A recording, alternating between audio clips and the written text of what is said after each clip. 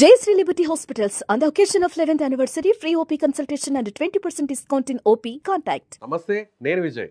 కాశ్మీర్లోని పెహల్గాంలో ఉగ్రవాదుల దాడి తర్వాత ఇప్పుడు ప్రభుత్వం ఎలా స్పందిస్తుంది? ముఖ్యంగా పాకిస్తాన్ మీద ఎలాంటి ఒత్తిడిని తీసుకురాకపోతుంది? ఇప్పటికే దౌత్యవేత్తలను తిరిగి పాకిస్తాన్కు వెళ్ళిపోవాలని ఆదేశించినటువంటి భారత ప్రభుత్వం సింధు జలాల ఒప్పందాన్ని కూడా రద్దు చేసుకున్నట్టు ప్రకటించింది. అసలు ఈ దాడి జరగడానికి నిజంగా ఇంటెలిజెన్స్ ఫెయిల్యూర్ లాంటిది ఏమన్నా ఉందా? అసలు అక్కడ ఉగ్రవాదులు దాడి జరిగే సమయానికి అక్కడ ఆర్మీ ఎందుకు లేదు?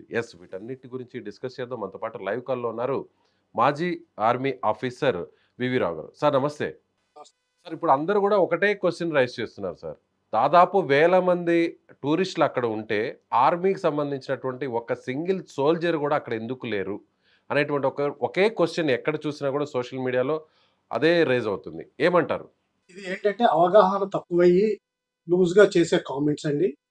సార్, ఎందుకంటే ఆర్మీ ఇంటర్నల్ సెక్యూరిటీకి యాక్చువల్గా రెస్పాన్సిబుల్ కాదు. స్టేట్ పోలీసు ఎక్కువ రిక్విజిషన్ చేస్తే సిఆర్పిఎఫ్ తర్వాత ఒకవేళ పారామిలిటరీ ఫోర్స్ బిఎస్ఎఫ్ ఎప్పుడైనా రిక్వెస్ట్ చేస్తే వాళ్ళు వస్తారు. లాస్ట్లో ఆర్మీ వస్తుంది.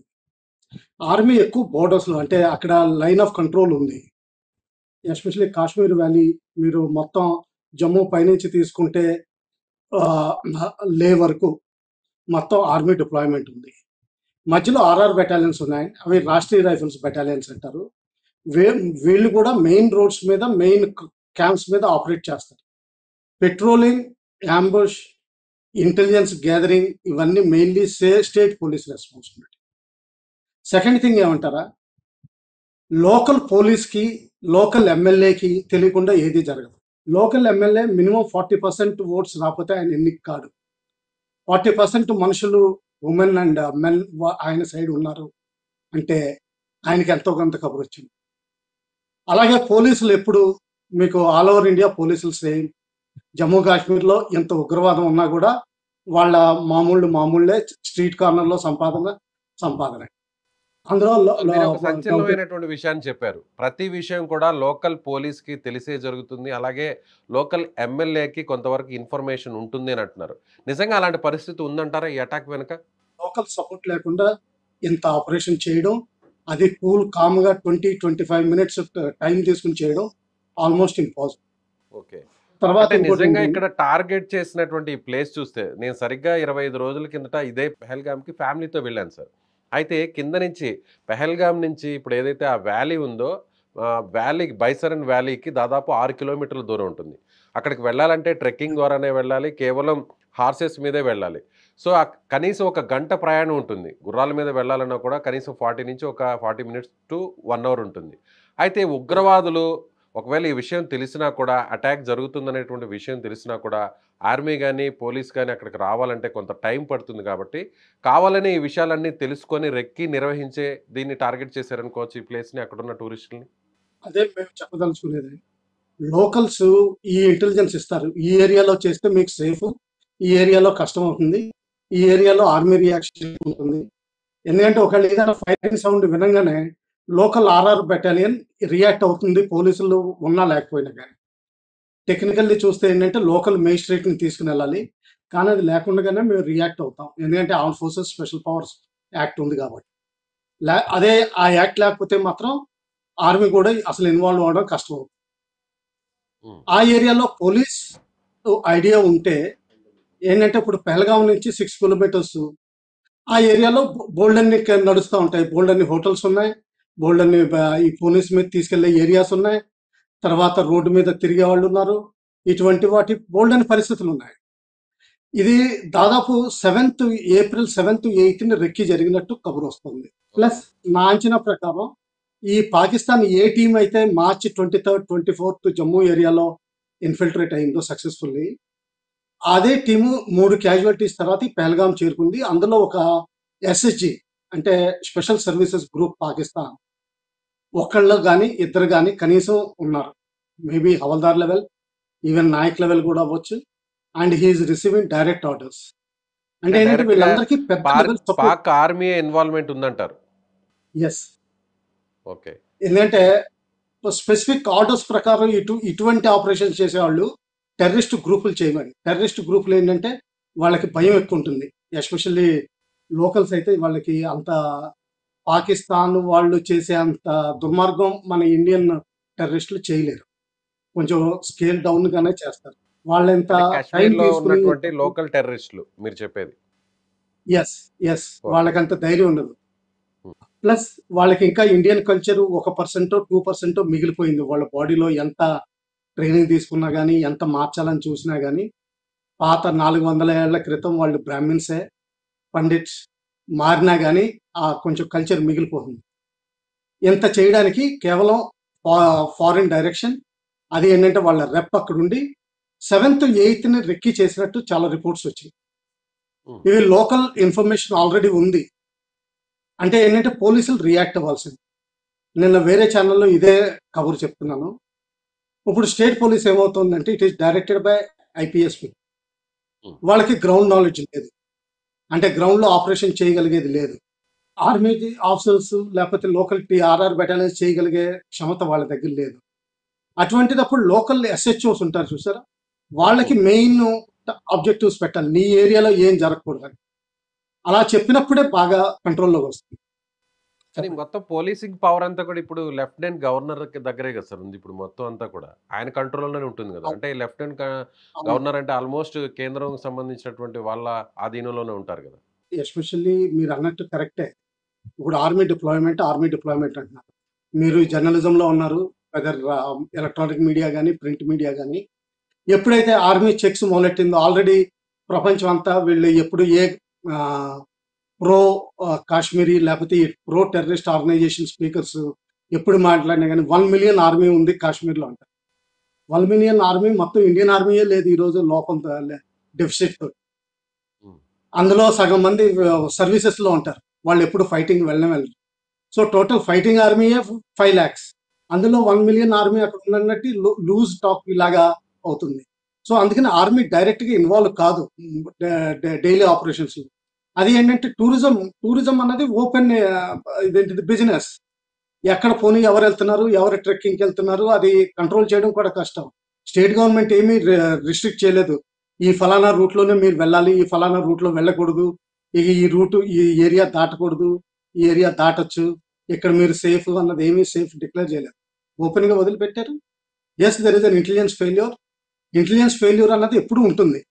యాక్చువల్‌గా ఇంటెలిజెన్స్ అన్నది ఏంటంటే ఎప్పుడు అటాకర్‌కి అడ్వాంటేజ్ ఉంటుంది. డిఫెండర్‌కి ఎప్పుడూ అడ్వాంటేజ్ ఉండదు. దీనికి ఒక సింపుల్ సిమిలీ ఇస్తాను. క్యారమ్ బోర్డ్‌లో సెంటర్‌లో కాయిన్స్ ఉంటాయి. చిన్న పిల్లలు ఆడుకునేటప్పుడు గేమ్ మొదలెట్టేటప్పుడు ఏదో తెలివిగా సర్దాలని చూస్తాడు ఆ సెంటర్‌లో ఉన్న కాయిన్స్‌ని. ఏదో పెద్ద డిఫెండ్ చేస్తున్నట్టు. కానీ స్ట్రైకరు ఎప్పుడు కరెక్ట్‌గా బాగా కొట్టేవాళ్ళకి ఆ రెడ్‌కి తగులుతూనే ఉంటుంది.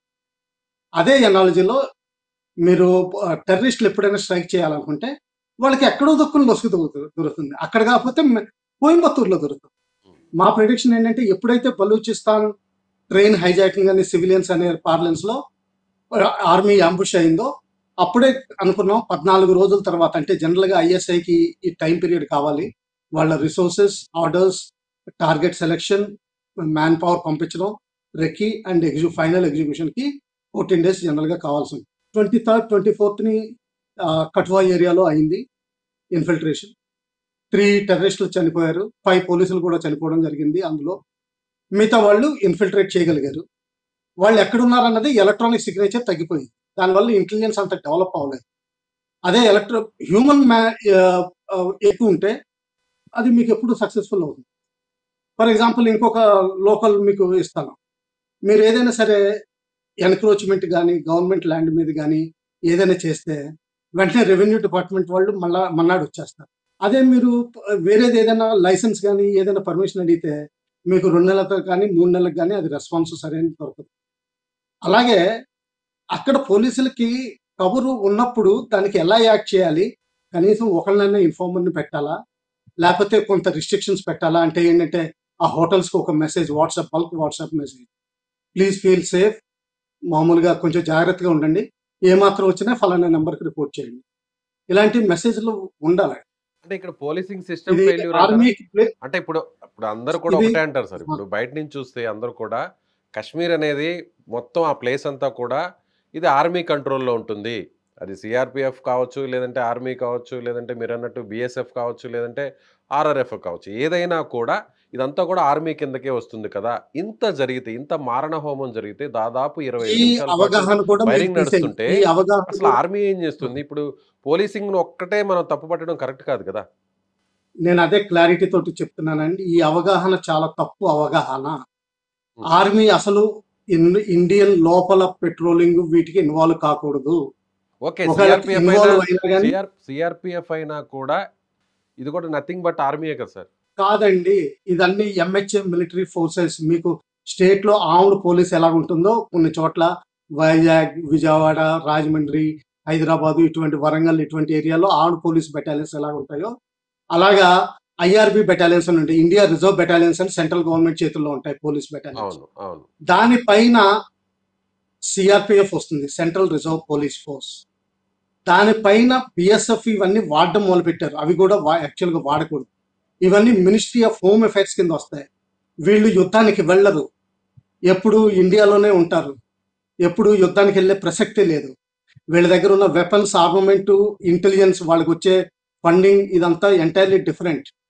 మేము సివిల్ లయజన్ మీటింగ్స్‌కి వెళ్ళం అంత ఈజీగా. వాళ్ళు రోజు వెళ్లి కూర్చుంటారు. ఇదంతా ఎంటైర్‌లీ ఇదొక రాంగ్ ఇంప్రెషన్ అండి. అంటే మొత్తం అంతా ఆర్మీ అన్నట్టుగా. ఆ విధంగానే వాళ్ళు ఏదో కంబాట్ డ్రెస్ ఏసుకొనొచ్చారు. అది అందరూ మీరు కాకుండా అక్కడ ఉన్న టూరిస్టులు కూడా ఇది అనుకున్నారు. ఏమని? ఆర్మీ వాళ్ళు తిరుగుతున్నారని. హ్మ్. యాక్చువల్‌గా ఆర్మీ కంబాట్ డ్రెస్ అన్నది 1 ½ ఇయర్, 2 ఇయర్స్ బ్యాక్‌ని స్పెషల్ డిజిటల్ డ్రెస్ ఒక ఇన్వెంట్ అయింది. దానికి పేటెంట్ అయింది. అది ఎవరైనా వేసుకోవడం, ఆర్మీ వాళ్ళు కాకుండా ఎవరైనా వేసుకోవడం అది ఇల్లీగల్.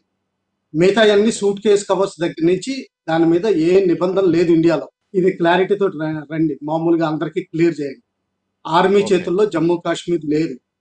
ఓకే. అంటే దానికి ఎవరి కంట్రోల్‌లో డీజీపీ ఉందంటారైతే? ఒకడున్నాడు. Lieutenant governor, there is a chief minister, there is a DGP Nalin Prabhat అని ఆంధ్ర క్యాడర్ నుంచి వెళ్ళారు ఆయన. He has got experience in Naxalite operations. నేను ఎప్పుడో 2002, 2003లో ఆయన్ని కలిశాను. కాన్ఫిడెంట్‌గా ఉన్నారు. కానీ నాకు వెంటనే అనిపించింది ఏంటంటే, ఏదో జర్మనీలో కోర్సులు ఇయన్నీ చేసొచ్చినా గాని, గ్రౌండ్ లెవెల్‌లో ఇంటెలిజెన్స్ గ్యాదరింగ్ వీటిలో ఎక్స్‌పోజర్ లేదు ఆయనకి. హ్మ్. ఆయన he went as DGP to Kashmir.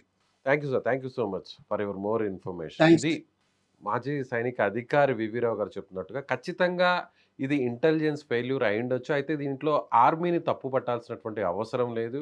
అక్కడ దీనికి సంబంధించినటువంటి భద్రతా వ్యవహారాలన్నీ కూడా అక్కడ స్థానికంగా ఉన్న పోలీసులు, ఇతర అధికారులకు సంబంధించింది. ఇందులో పూర్తిగా ముఖ్యంగా అక్కడ ఉన్నటువంటి లెఫ్టినెంట్ గవర్నర్, అలాగే అక్కడ ఉన్నటువంటి స్థానిక పోలీసు అధికారుల వైఫల్యం. దీన్ని ఆర్మీకి రుద్దే ప్రయత్నం అయితే చేయకూడదనేటువంటి విషయాన్ని ఆయన రిక్వెస్ట్ చేస్తున్నారు. Thank you. Thank you so much.